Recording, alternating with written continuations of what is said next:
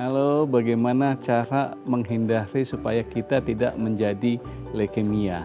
Ya, ada beberapa tips yang saya berikan. Satu pola makan. Pola makan, hindari pola makan yang tidak sehat. Contohnya, kurangin makanan-makanan yang siap saji atau daging yang siap saji atau daging olahan. Yang kedua, ya, hindari makan makanan yang mengandung banyak pewarna dan macam-macam. Jadi makanan ya harus seimbang. Ya, ada kalori, ada protein, ada lemaknya, dan ada mineral dan vitamin-vitamin lainnya. Itu. Yang kedua, olahraga teratur. Olahraga teratur itu bisa menghindari kita menjadi kanker. Contohnya olahraganya apa? Olahraganya cukup ini aja, jalan cepat 3 menit, habis itu istirahat 3 menit, itu dilakukan selama 30 menit setiap harinya, sehingga kita bisa terhindar dari sel kanker ya. Yang ketiga, ini tipsnya adalah hindari stres. Ini berat nih, hindarin stres, kita menjadi pola hidup sehat ya. Stresnya apa? Kita tidur, umpamanya tidur terpenuhin, jamnya nggak boleh begadang terus ya. Jadi kita harus yang namanya istirahat cukup, terus stres. Jangan menumpuk-numpuk stres. Kalau stresnya tinggi, sel kankernya akan senang. Dia akan bisa tumbuh lebih cepat. Mungkin itu yang bisa saya dapat berikan tipsnya. Semoga dengan hidup sehat kita terhindar dari kanker darah atau leukemia. Terima kasih.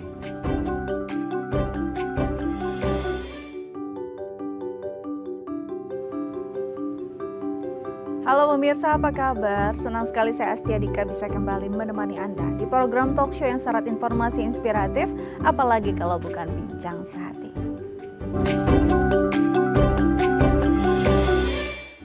Pemirsa, bincang sehati, kanker darah masih jadi penyakit yang ditakuti oleh masyarakat, apalagi kalau penanganan tidak cepat dan tepat. Nah, karena ini akan menjadi topik kita hari ini, kita akan kupas tuntas tentang kanker darah, bahkan termasuk mitos dan faktanya yang akan dikelirkan oleh dokter kita hari ini yang sudah hadir bersama saya di studio. Kita sapa terlebih dahulu Dr. Salman Paris Harahap, SPPD Kahom Finasim, spesialis penyakit dalam konsultan hematologi onkologi medik dari Primaya Hospital Depok. Kita sapa terlebih dahulu dokter kita hari ini.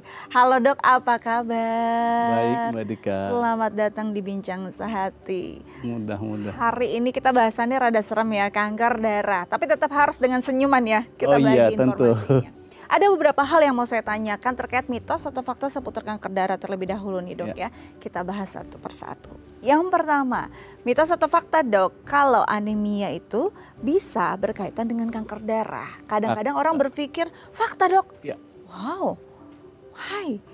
Kenapa? Apakah dari anemia bisa jadi mengarah ke kanker darah atau anemia sebagai salah satu simptom dari kanker darah? Anemia sebagai simptom dari kanker darah. Oke. Jadi kalau pada anemia leukemia tertentu, anemia itu merupakan suatu tanda kalau dia itu adalah leukemia. Itu. Oh, tapi tidak semua anemia pasti berujung ke kanker darah, enggak ya? Tapi kalau berkaitan, karena ini salah satu simptomnya dari kanker darah. Kanker darah jenis apa nanti kita akan bahas ya. Oke, selanjutnya adalah mitos atau fakta dok, kalau leukemia hanya terjadi pada usia dini. Karena kita seringnya melihat anak-anak dengan kanker darah. Apakah memang hanya terjadi pada usia anak-anak atau ini memang beda jenis dengan kanker darah dewasa? Mitos. Mitos ya, oke. Kenapa? Karena tidak semua kanker itu mulai dari anak. Ada yang muncul pada usia muda, usia menengah, bahkan usia lanjut. Jadi ini dengan kondisi yang berbeda-beda dok? Iya, jadi setiap kanker itu, apalagi kanker darah, itu beda-beda, tergantung jenisnya. Ada yang dominan pada anak, ada yang dominan pada orang dewasa. Itu. Jadi tidak melulu kanker darah itu menyerang anak-anak. Betul. Otomatis kondisinya ini sangat berbeda jika dialami anak-anak, dewasa dan lansia. Ya, betul. Oke, kita bahas lagi. Mitos atau fakta dok, kalau donor sumsum tulang hanya bisa dari saudara kandung, iya atau tidak? Mitos atau fakta? Mitos. Mitos. Iya. Oke. Kenapa? Ya, kalau tidak mesti donor itu harus dari saudara kandung atau kalau saudara kandungnya nggak ada yang cocok, nggak bisa dong jadi itu. Jadi bisa kita peroleh dari kerabat terdekat pertama dulu. Atau orang yang lain dengan catatan ALA-nya cocok. Jadi jenis selnya itu sama-sama cocok, tidak ada penolakan, itu boleh-boleh saja jadi donor atau jadi sumber dari itu. Jadi tidak hanya harapannya ada pada saudara-sedarah gitu ya dok? Ya betul. Jadi belum tentu juga bisa cocok ya dok ya? Iya betul. Oke, jadi masih ada harapan jika menemukan sumsum tulang yang cocok. Oke, selanjutnya mitos atau fakta kalau kasus limfoma hanya dialami oleh lansia.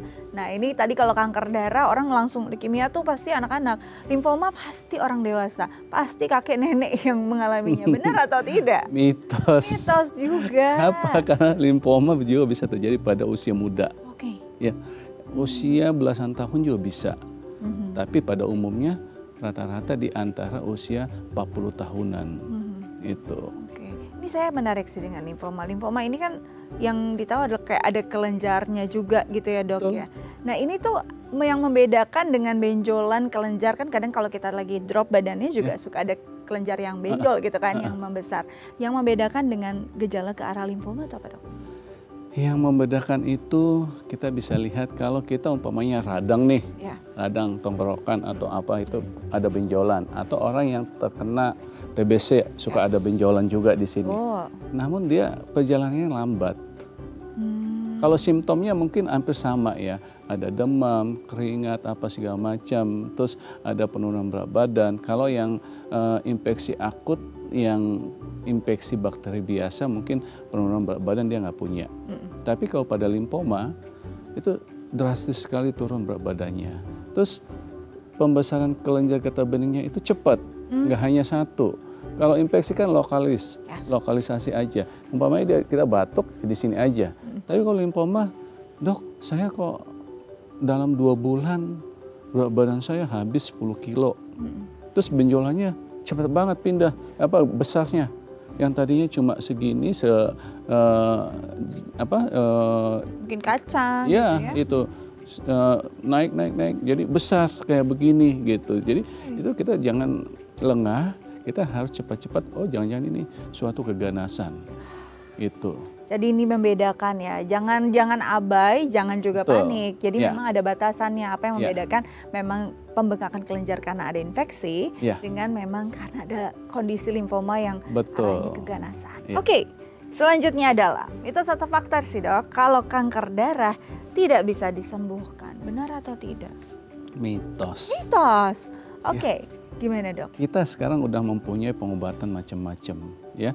Nggak hanya kemoterapi, ada imunoterapi, ada targeted terapi, ada radiasi, macam-macam. Jadi semua modalitas itu sekarang itu sudah lengkap ada di Indonesia, dan sekarang angka harapan untuk hidup sembuh itu jauh lebih membaik saat ini ketimbang zaman dulu barangkali. Betul. Ya. Gitu.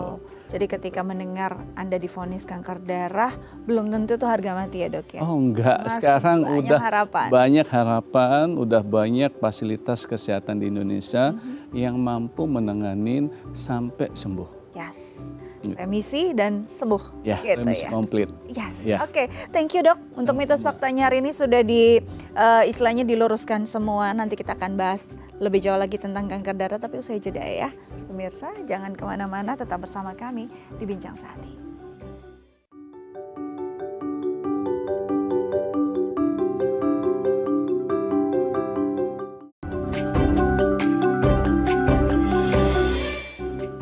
Baik pemirsa, kembali lagi bersama kami di Bincang Sehati. Kita akan bahas tema utama kita tentang kanker darah yang penanganannya harus sedari dini, cepat dan tepat. Nah, untuk pemirsa di rumah yang mungkin punya pertanyaan terkait tema kita hari ini, boleh menelpon kami di 021 290 32644 atau DM ke Instagram kami di @bincangsehati.itv. Kita lanjut lagi dengan dokter kita hari ini, Dr. Salman Paris Harhab, SPPDK Home Finasim, spesialis penyakit dalam, konsultan hematologi onkologi medik dari Primaya Hospital Depok. Oke. bicara kanker darah, kita sering dengar, tapi mungkin tidak benar-benar kenal. Nggak mau kenalan sih sebenarnya, tapi paling nggak kita tahu ya tentang kanker darah ini. Sebenarnya kanker darah tuh apa sih dok? Ada jenisnya kah atau seperti apa secara sederhana yang bisa kita pahami? Ya, kanker darah itu sebetulnya ya namanya kanker kan ada jenis-jenisnya. Ya. Ada yang kanker pada organ-organ tertentu, ya. Ada pada kanker darah. Berarti kalau darah itu dibagi lagi nih. Nah, dibagi lagi dia mengena biasanya kalau kanker identik dengan sel leukosit. Ya. Selain itu apalagi sel plasma. Kalau leukosit itu nanti leukemia namanya. Kalau plasma itu beda lagi nanti gitu. Jadi ada pada limfoid, limfoma tadi gitu. Jadi itu nanti dibagi-bagi gitu. Nah, kalau plasma tadi pada multiple myeloma ya. Jadi dibagi. Jadi nah, sel darah ini nanti yang mana nih? Tapi pada umumnya orang berpikir kalau yang namanya kanker darah pasti larinya leukemia. Betul. Nggak ada yang limfoma, nggak ada yang itu, nggak. Padahal itu bagian dari darah juga sebetulnya. Tapi orang pada umumnya taunya kalau udah kanker darah selalu concernnya dengan leukemia gitu. Nah, leukemia itu sendiri apa? Ya kita tahu leukemia itu adalah sel darah putih, di mana pertumbuhannya itu nggak terkendali. Tidak terkendali, tapi dia tidak menghasilkan sel yang matang, yang berfungsi sebagaimana mestinya. Kita tahu sel leukosit itu adalah sebagai pertahanan tubuh. Ya, garda terdepan harusnya. Itu. Nah, jumlahnya banyak, bisa sampai mencapai sekian puluh ribu, bahkan 100.000 lebih. Padahal dia normalnya nggak boleh lebih dari 10.000. Kalau lebih dari 10.000 berarti di situ ada yang nggak beres, ada infeksi, ya kan? Dia dimobilisasi ke situ. Karena apa? Ada suatu musuh di situ. Nah, ini enggak, dia fungsinya jumlahnya banyak, tapi semuanya sel muda. Nah, kalau sel muda sama aja kayak kita anak-anak kita banyak dipakein tentara disuruh berperang. Kalah dong. Kalah kan gitu. Ya. Jadi repot lagi harus ngurusinnya. Nah, gitu. Jadi sama tubuh kita juga begitu. Pada saat orang itu menderita leukemia, dia tidak punya pertahanan tubuh yang bagus, walaupun jumlah sel leukositnya itu tinggi sekali. Gitu. Jadi kalau kita berpikir kanker itu pasti ada sel abnormal yang berkembang cepat, langsung berpikirnya pada suatu hal yang sifatnya massa dan segala macam. Betul. Di darah ini justru leukositnya yang harus jadi kawan kita, jadi lawan. Nggak berfungsi. Tidak berfungsi ya. Kan kita tahu kalau dia tadinya sel leukosit normal antara 5.000 sampai 10.000 itu, dia berfungsi sebagai pertahanan tubuh. Betul. Manakala ada serangan atau kuman masuk atau macam-macam itu, dia sebagai garda terdepan tubuh kita untuk melawan itu. Pada leukemia itu kan namanya sel kanker itu dia bertumbuh cepat, merusak organ-organ lain. Itu. Nah, leukemia juga bisa merusak organ-organ lain. Dia bisa mengendap di hati, di jantung, di tempat-tempat lain.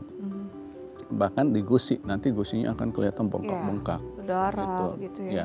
Jadi itu dia merusak dan bisa merusak sumsum tulang. Kenapa? Karena dia menekan pertumbuhan sel lain. Umpamanya eritrosit ditekan, trombosit dia tekan, makanya terjadi anemia.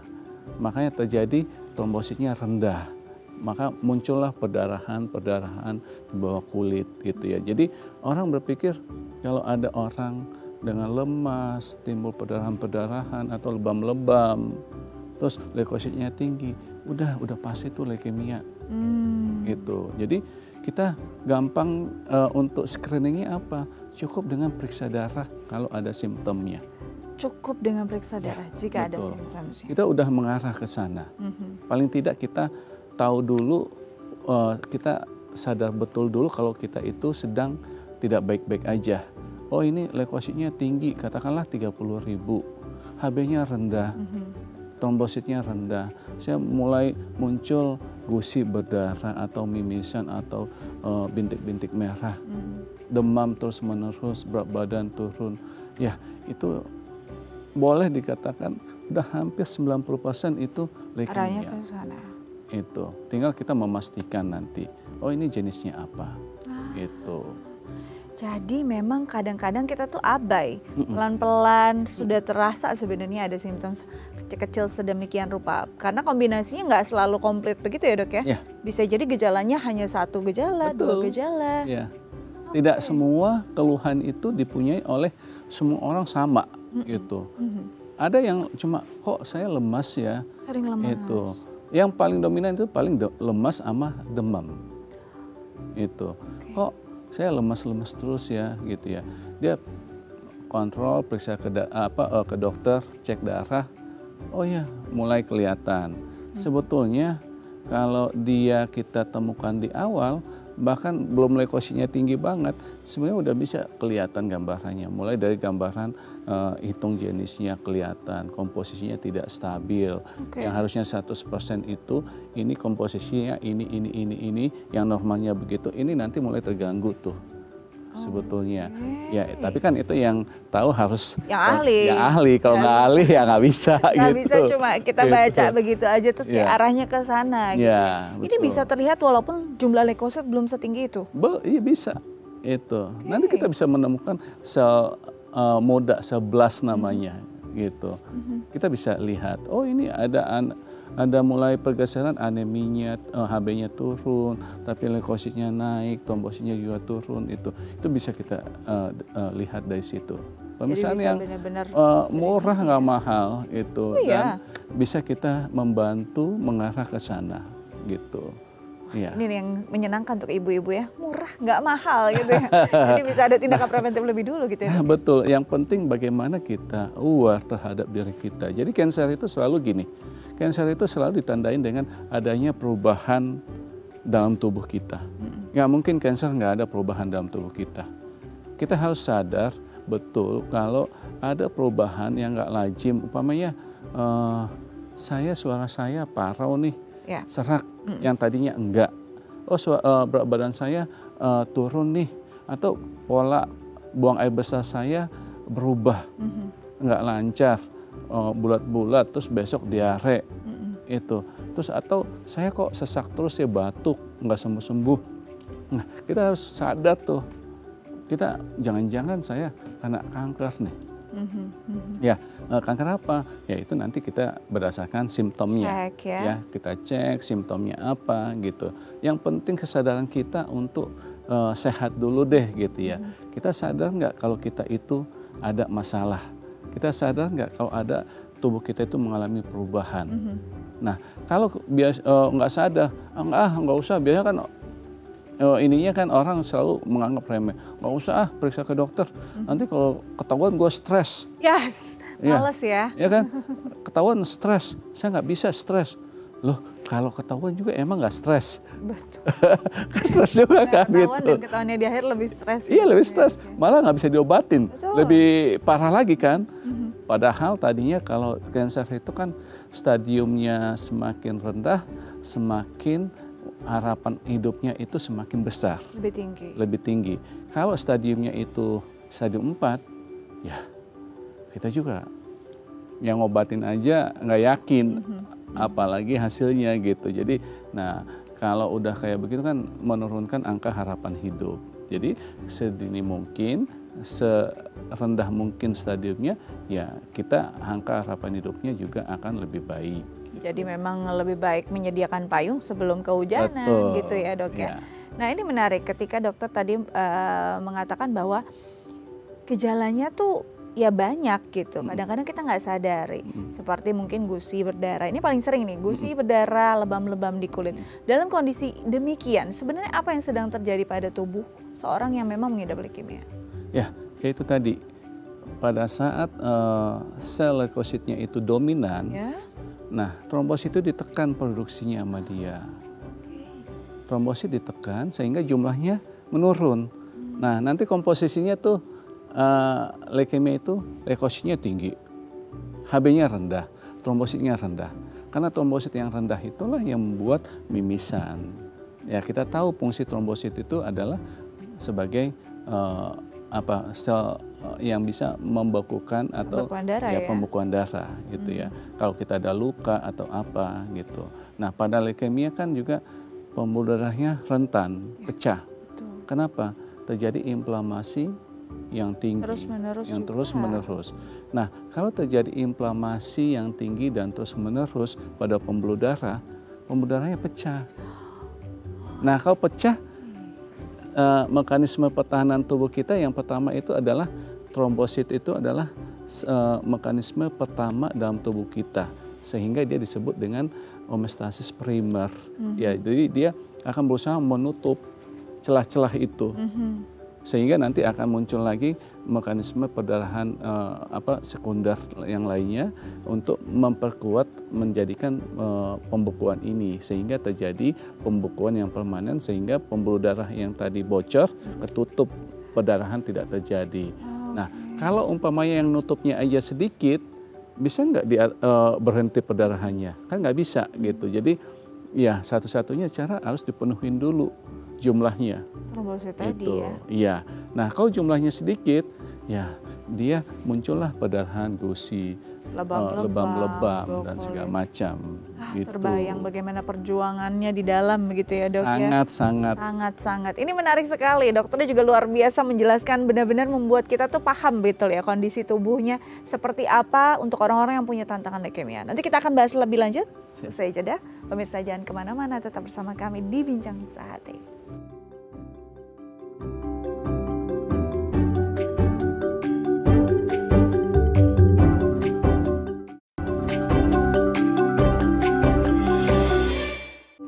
Baik pemirsa, kembali lagi bersama kami di Bincang Sehati, masih membahas tentang kanker darah. Yuk kita tangani secara dini. Nah, untuk pemirsa di rumah yang mungkin punya pertanyaan terkait tema kita hari ini, boleh menelpon kami di 0212903244 atau DM ke Instagram kami di @bincangsehati.tv. Kita lanjut lagi dengan dokter kita hari ini, Dr. Salman Faris Harahap, SPPDK Home Finasim, spesialis penyakit dalam, konsultan hematologi onkologi medik dari Primaya Hospital Depok. Oke, dok, kalau kita bicara tentang potensi, orang-orang yang potensial akan mengalami kondisi leukemia ini, itu ada nggak sih istilahnya, ini nih kalau misalnya secara genetik diturunkan, atau mungkin orang-orang dengan usia tertentu, gender tertentu akan lebih potensial untuk leukemia atau mungkin kanker darah secara umumnya, gimana dok? Ya, betul. Jadi balik lagi, leukemia itu tidak ada suatu penyebab yang pasti, ya. Tapi ada tapinya gitu. Dia mempunyai riwayat keluarga seperti leukemia lainnya, ya. Satu, genetik ada, terus sering terpapar infeksi atau terpapar radiasi atau terpapar zat-zat kimia lainnya. Itu. Jadi orang-orang yang berada pada posisi ini ya sebaiknya lebih waspada. Kenapa? Nggak menutup kemungkinan dia akan menderita leukemia gitu. Kapan? Kita nggak tahu kapannya. Ada yang bisa udah 70 tahun baru kena. Itu. Kita berpikir wah 70 tahun kayaknya udah nggak deh gitu ya, tapi ternyata enggak, masih dapat bonus itu. Jadi ya artinya kita nggak bisa abai, nggak bisa kita santai kalau kita mempunyai faktor risiko gitu. Ya, faktor risikonya tadi yaitu tadi dia perokok berat, itu ya, ada sering terkena infeksi, gitu ya. Jadi terus dia kerjanya tadinya di pabrik atau kerjanya di yang terpapar radiasi, ya, riwayat keluarga, ada yang cancer, ya, terus ada genetik. Kenapa? Karena ini tidak semua kanker itu nggak bisa cepat, nggak bisa. Kayak infeksi, kita duduk di sampingnya orang yang terkena infeksi terus besok kita kena. Nggak seperti itu. Nggak seperti itu. Nah, kanker itu bisa dikatakan mengalami mutasi dulu selnya. Mutasinya sedikit. Mungkin masih bisa dihancurkan oleh mekanisme pertahanan tubuh kita yang melalui imun checkpoint. Dihancurkan tuh di semua. Jadi di siklus sel kita itu kan ada beberapa tahapan. Di situ sebetulnya udah ada pertahanan tubuh kita. Setiap tahapan itu, oh ini ada mutasi nih, selnya nih dihancurkan. Jangan sampai dia beredar di dalam tubuh kita. Nah, itu semua di setiap siklus itu dicek semua sampai semuanya sel tubuh itu normal, baru itu yang berkembang.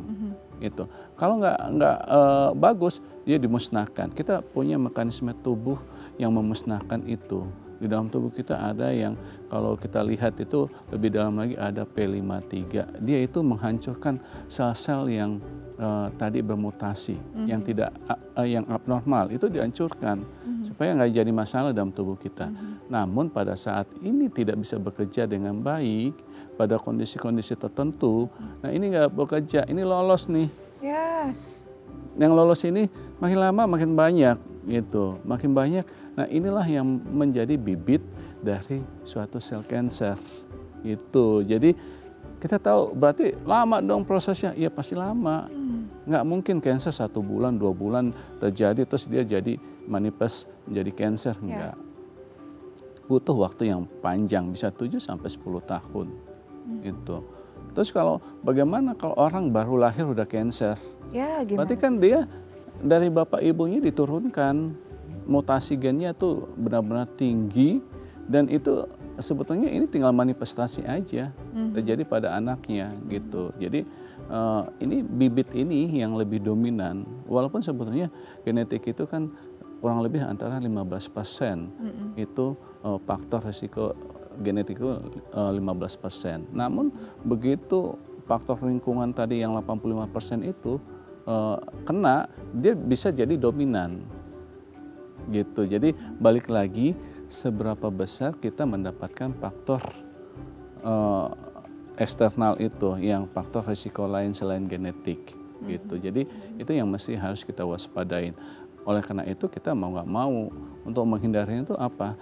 Pola hidup sehat. Yes. Itu aja. Ini gitu. udah ada genetik, pola hidupnya nggak sehat, Wah, salam ya dok ya. Cepat tuh. Cepat gitu ya, mempercepat kondisi. Yeah. Ini sering terjadi gitu ya.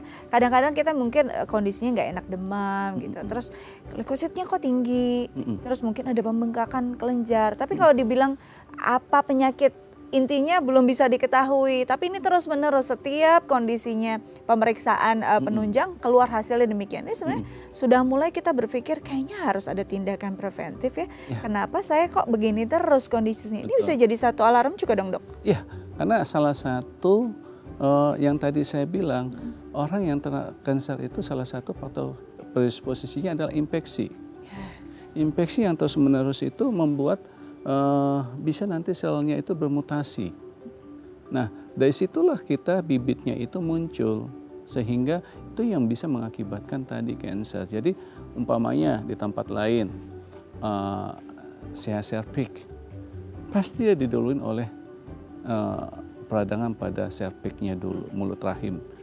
Cervicitis dia sering keputihan atau apa segala macam itu ya, sering infeksi. Nah itu yang bisa mengakibatkan terjadinya sel-sel kanker tersebut itu. Sama dengan pada leukemia gitu. Jadi nggak ada, ya tadi balik lagi, tidak ada kanker yang tiba-tiba. Itu pasti mengalami mutasi dulu. Kalau perjalanannya itu bisa, ya itu tadi 7 sampai 10 tahun. Dia kalau kita deteksi mutasinya itu umpamanya 10 pangkat 1 sampai dia bermanifestasi itu 10 pangkat 9 itu. Jadi kebayang nggak jumlahnya? Jadi kalau yang 10 pangkat 1 itu kita mendeteksinya juga masih sedikit banget di dalam darah. Lama-lama dia sampai 10 pangkat 9 itu dia mulai manifest di dalam tubuh kita. Nah, bagaimana kita tahu ini dari 1 sampai 9 ini ada di dalam tubuh kita? Sebenarnya ada pemeriksaan yang lain, itu pemeriksaan yang mendeteksi ada nggak mutasi-mutasi itu di dalam tubuh kita. Ini sudah ada nih dok? Bisa kita lakukan itu. Tapi harganya masih belum terjangkau gitu. Jadi ini ya yang mungkin, kadang menyedihkan nih. Aduh, untuk menjadi sehat tuh mahal. Sebenarnya bukan sakit yang mahal ya. Betul, sehat tuh sehat murah sebetulnya. Lifestyle aja. Gitu. Tapi kalau udah sakit jadinya mahal. Ya betul. Sehat. Gitu. Nah berarti kalau kita bicara tentang kanker itu kan identik dengan memang stadiumnya. Ya. gitu ya. Walaupun kita kadang-kadang nggak tahu stadium itu apa sih, itu tingkatannya atau fasenya seperti apa, terutama untuk kanker darah sendiri. Stadium itu seberapa besar perbedaannya dari stadium 1, 2, sampai 4? Sebetulnya kalau pada leukemia kita nggak sebutin stadium. Grade atau apa? Ya, enggak. Begitu kena ya udah gitu, nggak ada yang ringan, sedang, leukemia itu nggak ada. Karena dia ngalir ke seluruh tubuh ya Dok ya. Kalau udah kena leukemia beda, umpamanya kalau limfoma masih stadium 1, 2, 3, 4. Multiple myeloma masih 1, 2, 3, ringan, sedang, berat gitu ya. Atau kanker lain ada stadium 1, 2, 3 dibagi-bagi lagi gitu ya. Tapi kalau leukemia enggak gitu. Sekali kena leukemia jangan coba-coba untuk Nggak ngerasa ini tar dulu nggak bisa. Nggak gitu. bisa, langsung harus ada tindakannya gitu begitu ya. kita diagnosis sebagai leukemia, nggak ada tawar-menawar. Karena penyebarannya nggak tahu semasif apa ya Dok? Sangat cepat. Itu jadi saking cepatnya kita nggak dikasih ruang untuk berpikir. Itu bernafas aja sulit kita ya. nggak dikasih ruang untuk saya diskusi dulu deh Dok sama keluarga gitu ya, nggak bisa. Kankernya udah jalan. Iya gitu. Oke, ini menarik sih Dok ya, jadi wawasan baru untuk kita juga dan untuk lebih waspada. Nanti kita lanjut lagi. Tapi usai jeda, pemirsa jangan kemana-mana, tetap bersama kami di Bincang Sehati.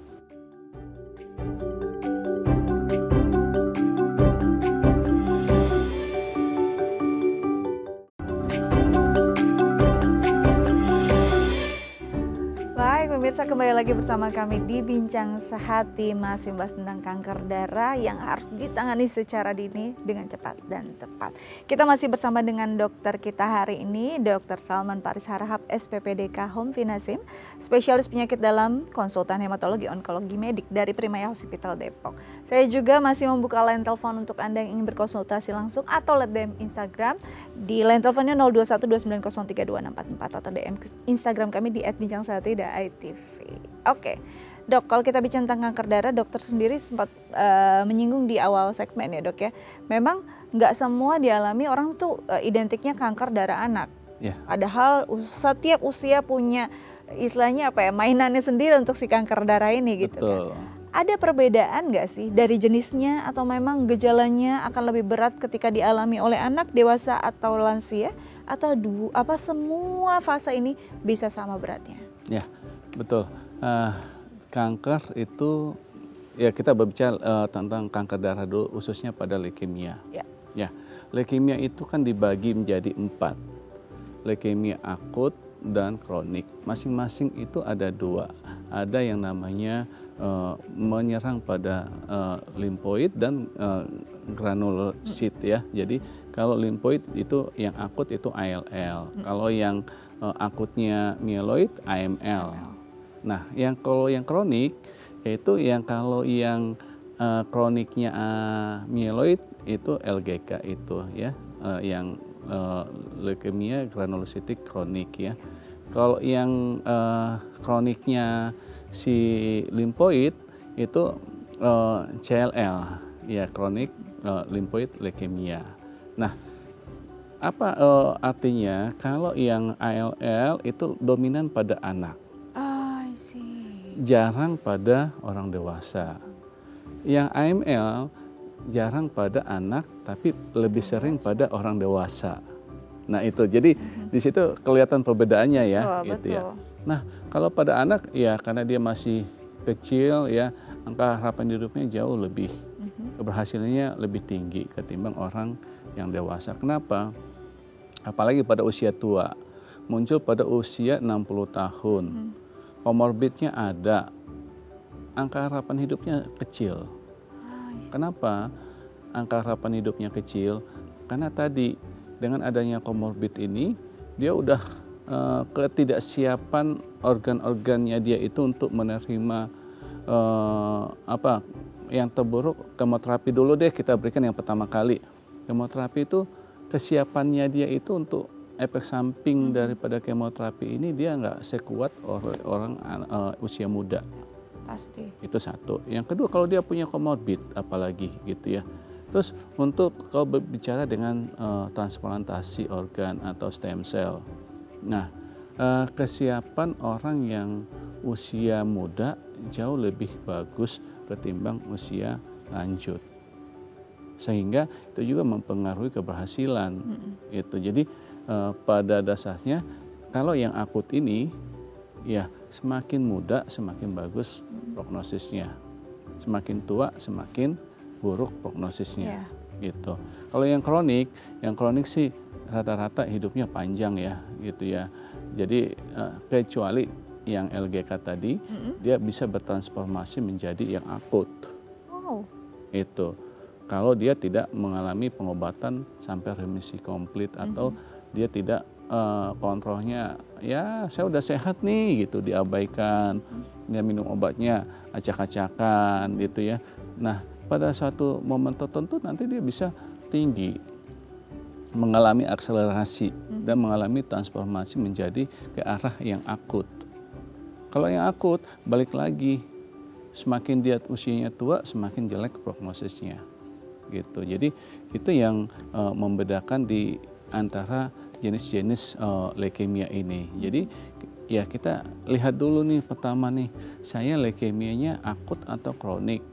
Kalau akut kita nggak bisa entar-entar.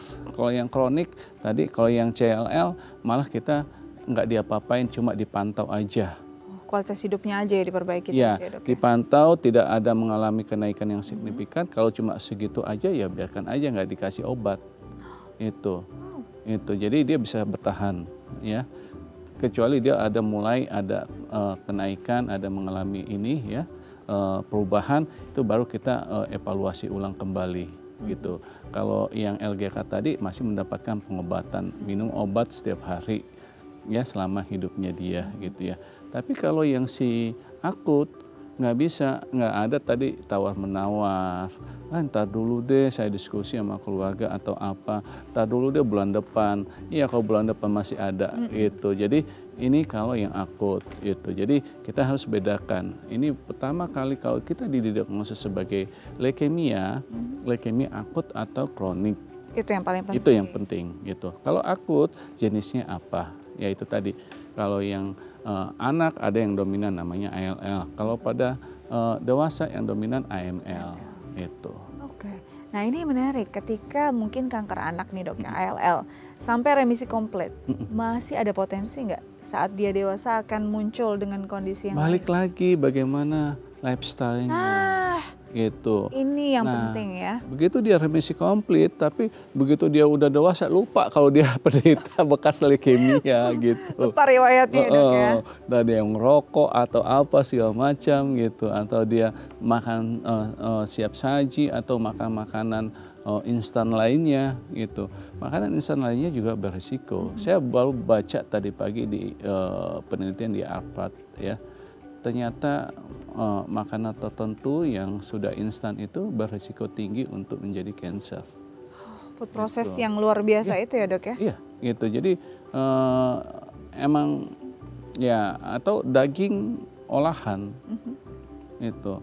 Daging olahan itu masuk diantaranya sosis. Iya, gitu. Yang hal-hal semacam itu makanya burger, cocok di Diet TV gitu. kan kita vegetarian ya dok ya. Oh iya. Ini bagus juga nih untuk kita bisa terapkan untuk orang-orang yang mungkin punya leukemia. Ya. Sebelum kita lanjut, ada pertanyaan dari pemirsa DM Instagram, kita coba bacakan ya dok ya. Ini pertanyaan dari @selen. Dok, mama saya ada kanker darah dan saya sendiri leukemia.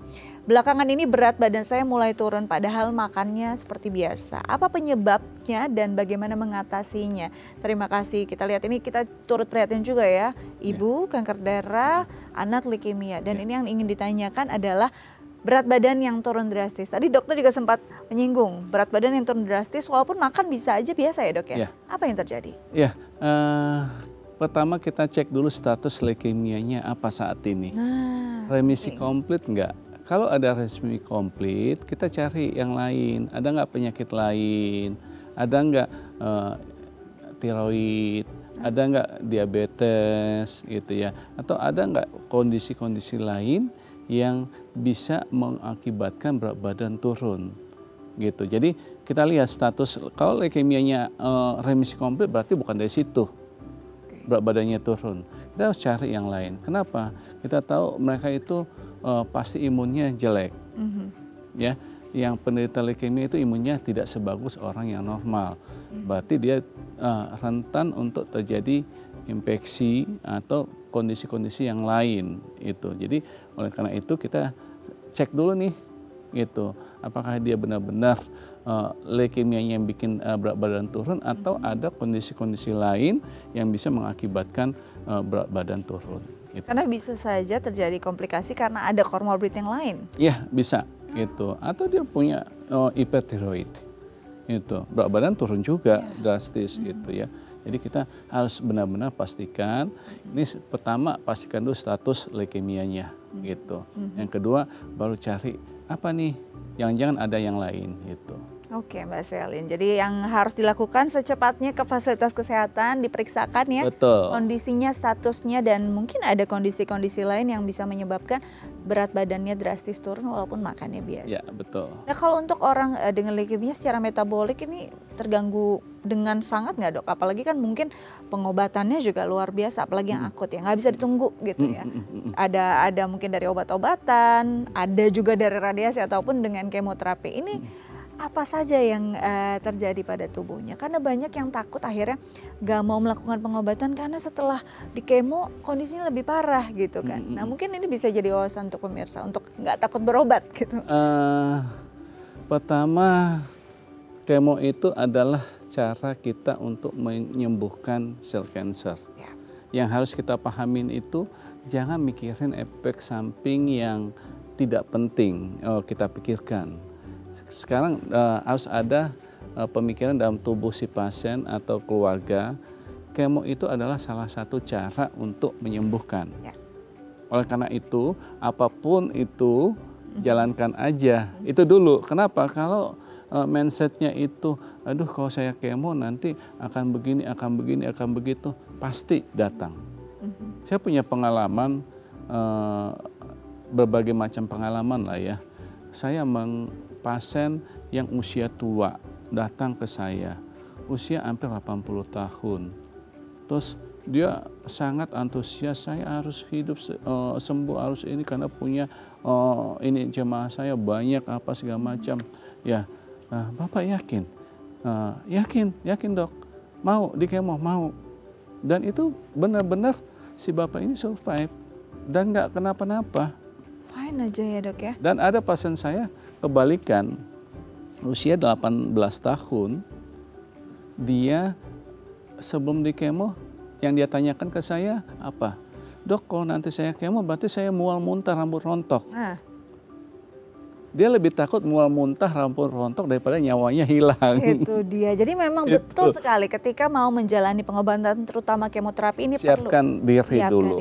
Nggak cuma fisik tapi mental. Mentalnya dan terutama. Keluarga ya, dok. Iya. Ini menarik support nih. Keluarga yang terpenting. Nanti kita bahas lagi usai jeda ya dok ya. Ya. Pemirsa jangan kemana-mana. Tetap bersama kami di Bincang Sehati.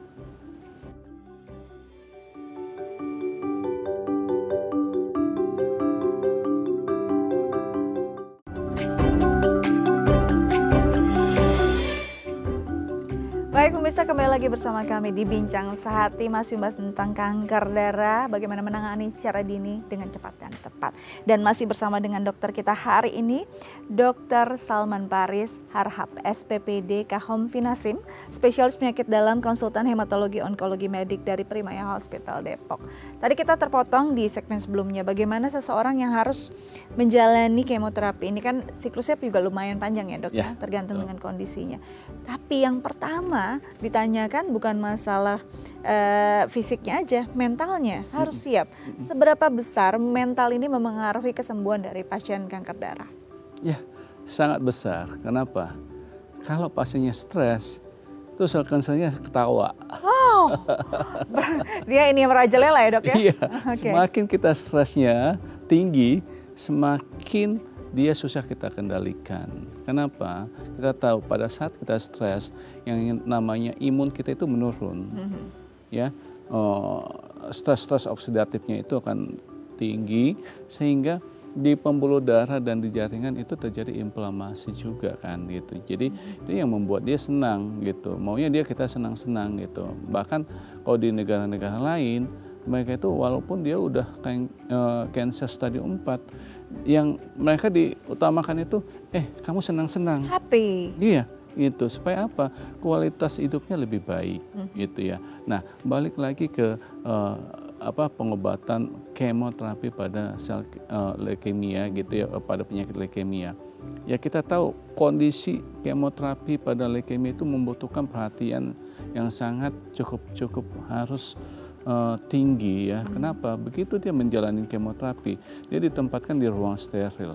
Berarti resiko dia akan terkena infeksi parah itu cukup tinggi. Namun kan itu kan kita bisa antisipasi. Manakala dia tidak siap dengan kondisi itu yang memperburuk dirinya dia. Umpamanya dia nanti akan diasingkan, nggak boleh ada orang lain yang berkunjung, nggak boleh itu, nggak boleh lagi. Dia hanya tinggal sendirian di dalam kamar kalau dia terkena infeksi. Itu membuat dia nanti akan lebih down kalau dia tidak punya persiapan mental yang cukup tinggi gitu ya. Kenapa? Ya itu tadi, orang yang tidak punya kesiapan mental itu dia nanti stresnya akan meningkat. Begitu stres yang meningkat yang tadi saya sebutkan, dia akan sel kansernya akan makin tambah jadi. Oleh karena itu dibutuhkan kesiapan mental di awal sebelum kita menjalani kemoterapi. Pasti kita akan membicarakan semua, ini loh efek samping kemoterapi. Nanti akan ada mual, sariawan atau ini segala macam, atau rambut rontok, atau demam atau apa gitu ya. Itu kita sebutin semuanya, kita jelaskan semuanya. Tapi kan kita juga antisipasi, kita berikan obat-obatan yang bisa mengurangi mual, yang bisa mengurangi itu semua. Nah, sampai kondisi pasien benar-benar membaik gitu ya. Dan efek samping itu bisa kita minimalkan. Tapi manakala kondisi mentalnya nggak siap, efek samping ini dominan. Itu. Nah itu, oleh karena itu dibutuhkan kesiapan mental dari pasien sendiri dan dukungan keluarga. Jangan lupa, dukungan keluarga itu sangat dibutuhkan pada saat-saat kritis seperti ini. Gitu. Karena dukungan keluarga inilah yang membuat dia menjadi yakin, saya masih ada angka harapan hidup, ya saya yakin masih bisa sembuh gitu ya. Jadi itu yang mesti harus kita tanamkan pada jiwa pasien gitu. Jadi nggak hanya dokternya memberikan terapi terus kita udah gitu, nggak bisa itu. Jadi harus satu tim ya, suatu tim yang bagus untuk menangani kasus cancer itu harus tim, nggak boleh pasien dengan dokternya saja, nggak bisa. Pasien dengan semua orang yang terlibat di situ harus, bahkan spiritualnya harus kita dukung. Itu spiritualnya harus kita dekatkan ya kita sebagai manusia yang beragama ya dekatkan pada karena Tuhannya. Itu sumber kekuatannya. Iya, itu. Jadi bukan cuma pasien, dokter, ini caregivernya dari keluarga ataupun siapapun itu, yang dan ada spiritual. di situ. Karena di situ sumber kekuatan yang mungkin melampaui segalanya. Ya keyakinan itu yang membuat kita yakin bisa baik gitu saja. Dan ini kita yakin bisa remisi komplit dengan kondisi yang demikian. Dokter, terima kasih banyak sudah hadir di Bincang Sehati. Semoga berguna untuk pemirsa di rumah dan semoga kita nantikan segera ya mungkin pemeriksaan secara dininya agar bisa banyak orang yang bisa terhindar dari perburukan atau keganasan leukemia. Thank you. Baik pemirsa, sekian perbincangan kita hari ini. Semoga menjadi wawasan untuk Anda, untuk menjaga kesehatan Anda dan juga orang-orang yang Anda sayangi. Jangan lupa untuk mengunduh Dai Plus di gawai Anda untuk bisa menggenggam inspirasi kapanpun dimanapun. Saya Setia Dika, pamit undur diri. Sampai jumpa.